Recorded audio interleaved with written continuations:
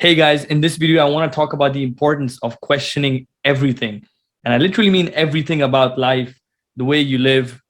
At least for me, the way I see it is the way I've changed everything about myself from the way I eat, from the way I sleep, from the food I eat, from the habits, every aspect of life. I question everything. Why do people sleep at the times they sleep? Why do we have like why do people universally have 2 days for weekends? Why do we eat 3 meals a day? I've been questioning everything since I was a kid, but I really question every aspect of life because I want to maximize growth. And this is very important. I learned this early on in my life because so give you some context. I grew up in an Indian Muslim household in Dubai, and so there was literally not much freedom. Like there's not much you could do, there's not much you can question. If you ask any questions, you don't really get many responses, and you're even told not to question anything, because that's how it's supposed to be. So it's like you only hear what your all your thoughts and all your beliefs about how things work are from the people around you, whether it's your parents, your relatives, your uncles, the adults in the house, your teachers. um so that's like when you people talking, right? So this is how you get your information, and this is how you make sense of the world that you live in, for all of us, right? And even if you go deeper, it's the news, social media, and all of that, right? People think they can really search any information that they want, which is true, but then people have already been programmed in the beginning to think certain things, so they're only going to search for information that are aligned with the way that they've been that they've been programmed, right? Why this is very important? Because growing up, there's really not many answers, and I always felt like I was being put in a box. And this is something I think all guys go through. Some get out of it, most don't. But it's like, you're being forced into a box to live life a certain way, to act a certain way, to look a certain way, to present yourself a certain way. Everything is like, someone else is conditioning you to act a certain way. And it's not a very good feeling. But people do it because of approval, right? And it's like someone else is deciding this life for you, and you have to just accept it. You don't see a way out. It's a very shitty feeling. And I didn't like that. And I noticed that early on, but there was no one to ask questions. Who do you ask? Who do you take guidance from? Because if you go to your teachers, they say the same thing. It's just like everyone is like just grown into an environment where they just don't question anything. So you're just stuck in that matrix, right? And so I used to get a lot of my information from of course, from the internet. But then even if you do develop, you think you develop unique views and things around of the world, you're still being conditioned a certain way, like I said before, right? So you're only searching for information that is aligned with that, or just a little far off from that, but not too far off from that, right? So it's like I used to see. So you try to see what's happening in other countries just to get a sense of what really is reality, right? So I was always growing up, I was always envious of just American kids in general, American, British, just the Western kids, right? The Western kids. Because you see, they have so much independence, especially the white kids. You see, they have, they live like, like material. When it comes to material things, they have everything they need, and they can choose whatever like life kind of life they want to live. And it's like it was just, you just see that, and you're like sitting here, and you're studying, and you're working, and you're doing all that shit, and you're seeing all these guys party and do nothing and have everything. It really pisses, at least it used to really make me envious. It's like, why the fuck do I have to do all these things when these guys have it so much easier? It's like I never wanted to accept. At least that was my perception back then. This is not true, by the way. My life was also very comfortable growing up in Dubai. But when your life is shit, you see what's good outside, right? When you're not happy with your life, you see, you find, like, you compare, right? So that was from that. I'm speaking from that point of view back then. But generally speaking, it was like life is definitely it is more, you have more freedom, at least in the West. When you don't have that as a kid and, back home.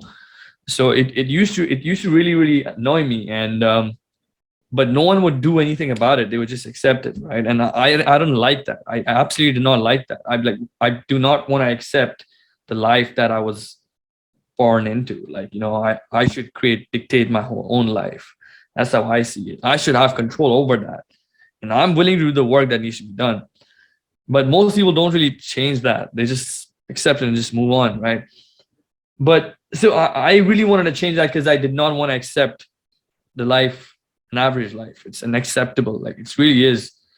And there was something inside of me that I felt like I could do. I just needed some sort of guidance in some way. So what happened was, so now you work so much, like an average 24-year-old dude in the East. Like, so I grew up in Dubai, and my family's from India. So both countries, the average 24-year-old is working a lot harder than a 24-year-old in the West, average. And I'm saying on average. Of course, there's exceptions, and everyone's different. So it's like, now I come to Canada, and I speak to a lot of Americans. I speak to a lot of Canadians, a lot of white dudes in general, from the West, just to get an understanding of their life and why they are like, I just want to understand, like, what is it that I don't know? And now, after like living here for a few years, objectively, I see things, right? I see patterns. And generally speaking, I see, like, even though, yeah, life is definitely, I would say it's easier, like, in the sense that, I wouldn't say easier, everyone is different, right? But it's safer in the sense that you can, even if you don't have anything, you can still, like, you can still, like, thrive here. Like in Dubai, for example, if you go bankrupt, you're fucked, right? So it's like, at least that way, it's like there's some sort of safety over here. So there's a sense of some sort of security. So, but I start seeing these patterns, like, among people, right? And I noticed that on average, right, a lot of these guys were, yeah, they had like easier lives, but most of these guys back here are pretty depressed, and they have like, they're on some sort of medication, they're weak, they don't have any energy, they don't have any conviction.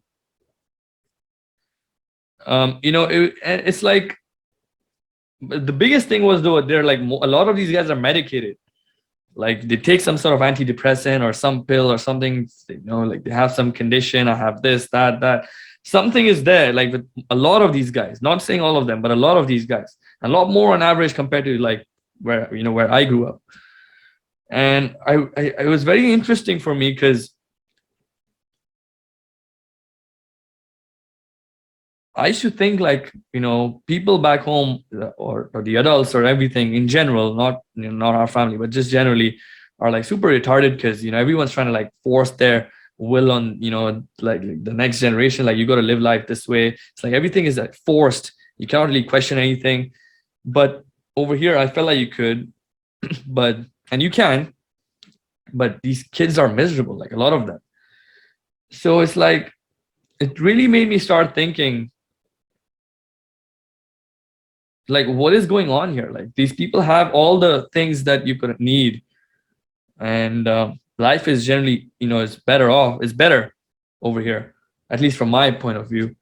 And there's, you don't really have, like, what is it like? Why are these people like this? What is so much? Why are they so medicated?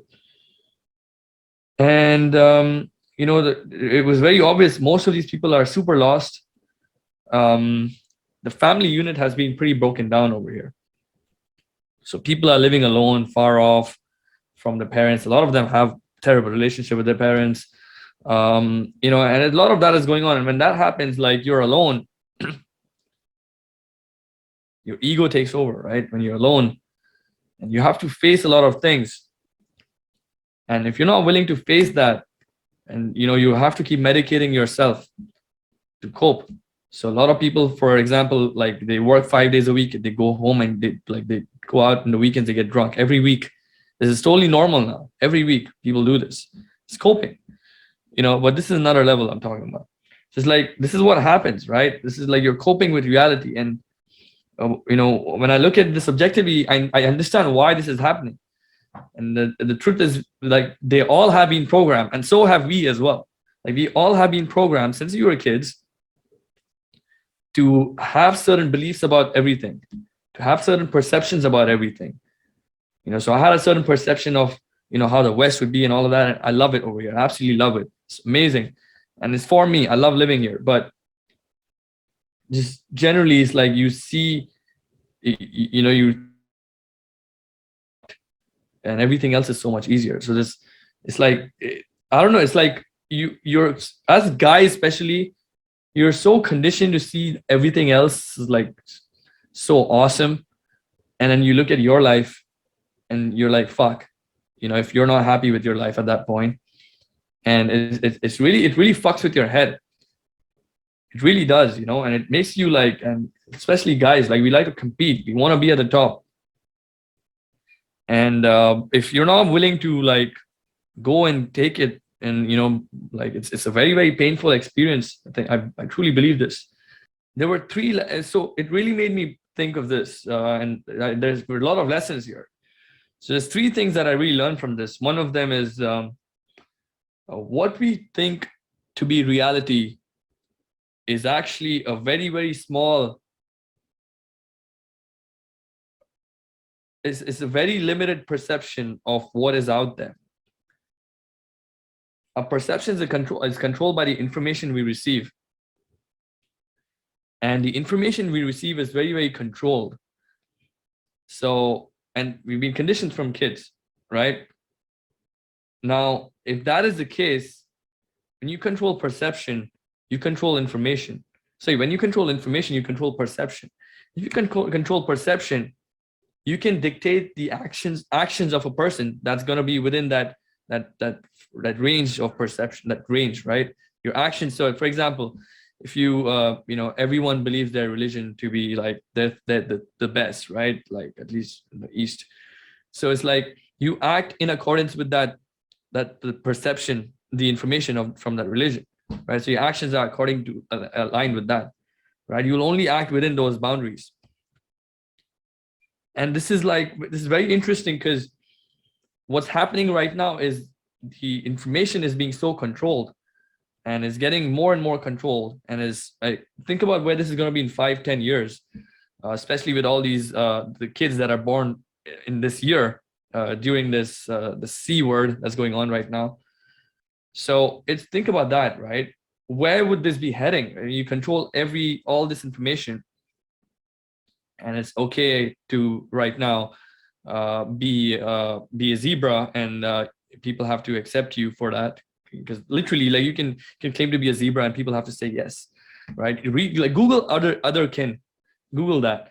Like, you can be anything, and people have to accept it. So now think about that in 5-10 years with virtual reality and everything, where this is heading, where you have no connection to the real world.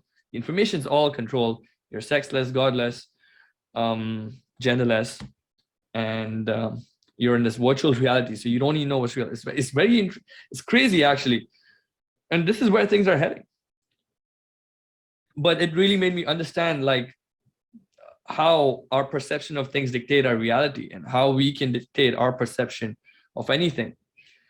But I'm looking at things very objectively over here, based on the information that we're getting, with the social media, the banning and everything. So that's one lesson. The second one is feeling of pride, and feeling of pride comes from accomplishment. And that comes from, like, this is like overcoming challenges. Are always sedated, because it's like they're not overcoming any challenges. You have to overcome challenges to feel good and proud about yourself, right? So that's very, very important. And like, for example, back home, if you don't work, in our family at least, like, no one's gonna respect you. Like, and like, hard work is very, very, like, it's promoted. It's a good thing. It's encouraged. You got to work hard. And since the kid, I knew that as reality, so it was normal for me. And I did not realize this was a thing before I understood what is going on here.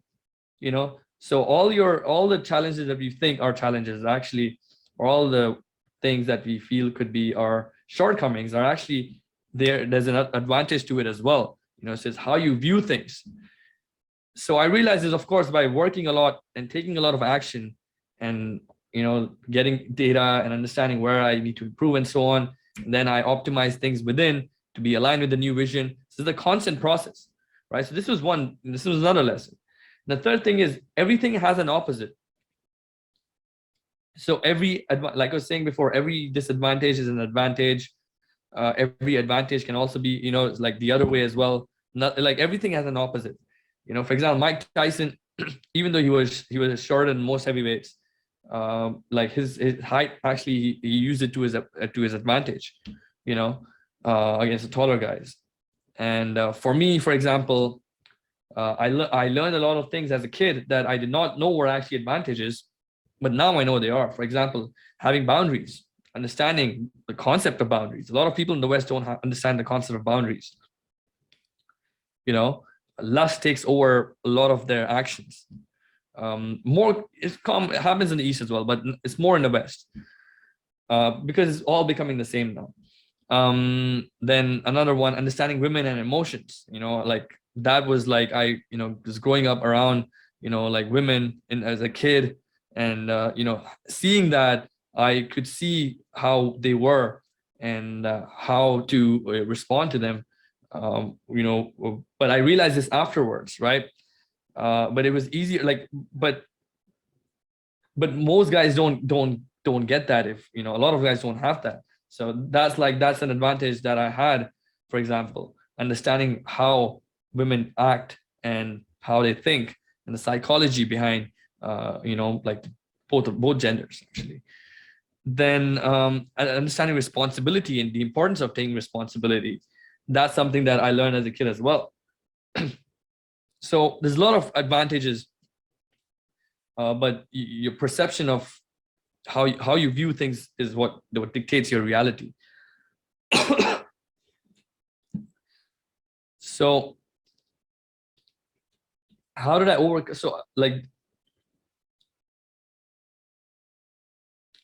So this is, I mean, I'm very grateful for this, because this is what entrepreneurship and just working on yourself teaches you. Because in order to get that vision, to bring that vision to reality, we have to keep optimizing certain beliefs to be aligned with that new reality, right? And only when it happens, then the vision comes to reality. Because you need to become that person first in order to attract that to you. You have to become the $1 million man first to attract that to yourself.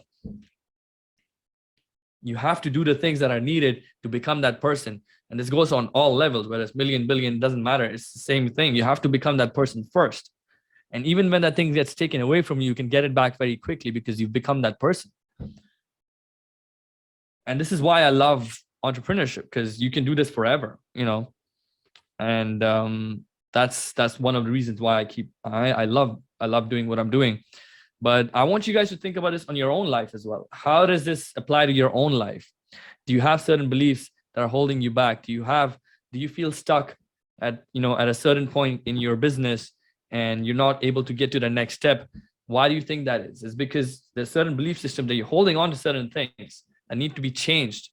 And this is where it's important to reach out to other people who are in the same journey and who understand this stuff, and speak to them and have conversations, so they can see other people can see your perspective and how you view things as well, so you guys can learn from each other.